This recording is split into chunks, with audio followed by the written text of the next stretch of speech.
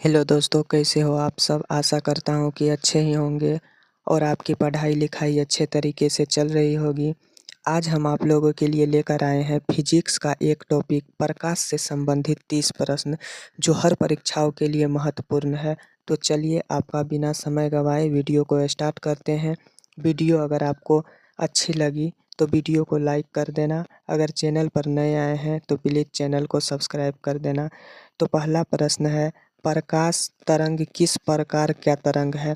तो प्रकाश तरंग जो है अनुप्रस्थ तरंग है। ऑप्शन नंबर ए हमारा राइट आंसर हो जाएगा। बढ़ते हैं अगले प्रश्न की ओर। अगला प्रश्न हमारा दिया हुआ है, प्रकाश का वेग है।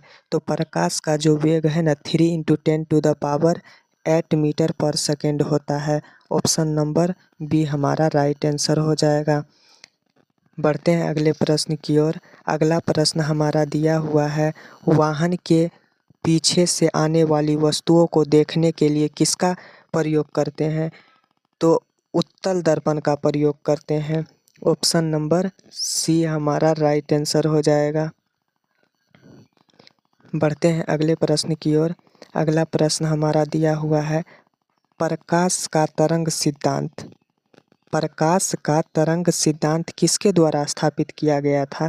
तो प्रकाश का तरंग सिद्धांत जो है हाइगेंस के द्वारा स्थापित किया गया था। ऑप्शन नंबर डी हमारा राइट आंसर हो जाएगा। बढ़ते हैं अगले प्रश्न की ओर। अगला प्रश्न हमारा दिया हुआ है, इंद्रधनुष कितने रंग दिखाता है। तो इंद्रधनुष जो है 7 रंग दिखाता है। ऑप्शन नंबर ए हमारा राइट आंसर हो जाएगा।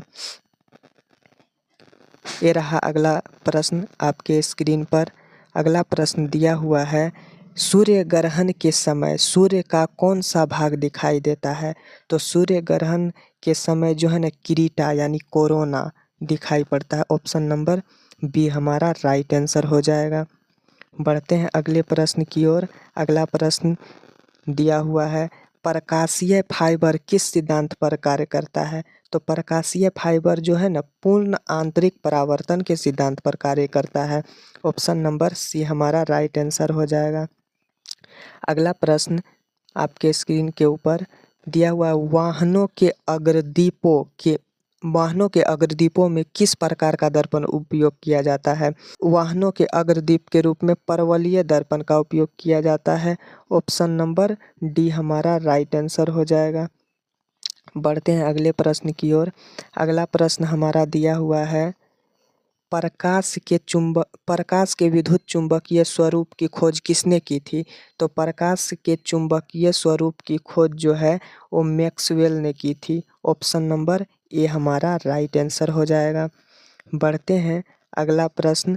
अगला प्रश्न, पानी से लटकाकर बैठे हुए व्यक्ति को उसका पैर उठा हुआ और छोटा दिखाई प्रतीत होता है, किसके कारण।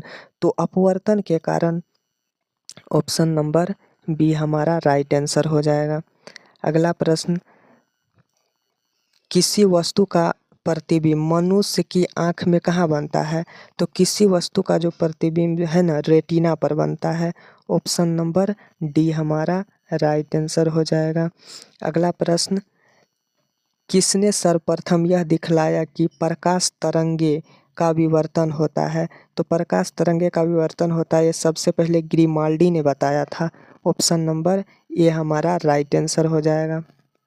बढ़ते हैं अगले प्रश्न की ओर। अगला प्रश्न दिया हुआ है, पानी में डूबी हुई एक छड़ी किस संवृत्ति के कारण मुड़ी हुई प्रतीत होती है। तो ये प्रकाश के अपवर्तन के कारण।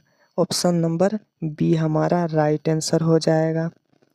अगला प्रश्न 15 नंबर का, किसके कारण आकाश नीला प्रतीत होता है, यानी किस वजह से आकाश नीला दिखाई पड़ता है।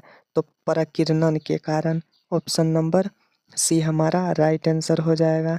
अगला प्रश्न, रेटिना का नेत्र द्वारा निर्मित प्रतिबिंब होता है। तो रेटिना का नेत्र द्वारा निर्मित प्रतिबिंब वास्तविक उल्टा और छोटा बनता है। ऑप्शन नंबर डी हमारा राइट आंसर हो जाएगा। बढ़ते हैं अगले प्रश्न की ओर। अगला प्रश्न दिया हुआ है, किसी अवरोध की कोर से प्रकाश का मुड़ना क्या कहलाता है। तो प्रकाश का मुड़ना विवर्तन कहलाता है। ऑप्शन नंबर ए हमारा राइट आंसर हो जाएगा। बढ़ते हैं अगले प्रश्न की ओर। अगला प्रश्न दिया हुआ है, इंद्रधनुष किस कारण से बनता है? तो इंद्रधनुष जो है ना, अपवर्तन और परावर्तन के कारण बनता है। ऑप्शन नंबर बी हमारा राइट आंसर हो जाएगा। बढ़ते हैं अगले प्रश्न की ओर। अगला प्रश्न है, सूर्योदय और सूर्यास्त के समय वायुमंडल में लालिमा किस कारण से छा जाती है? तो लालिमा जो है ना, प्रकाश के पराकिरणन के कारण। ऑप्शन नंबर सी हमारा राइट आंसर हो जाएगा। बढ़ते हैं अगले प्रश्न की ओर। अगला प्रश्न है, अभिसारी लेंस वह है जो किरणें को एकत्रित करता है। ऑप्शन नंबर डी हमारा राइट आंसर हो जाएगा।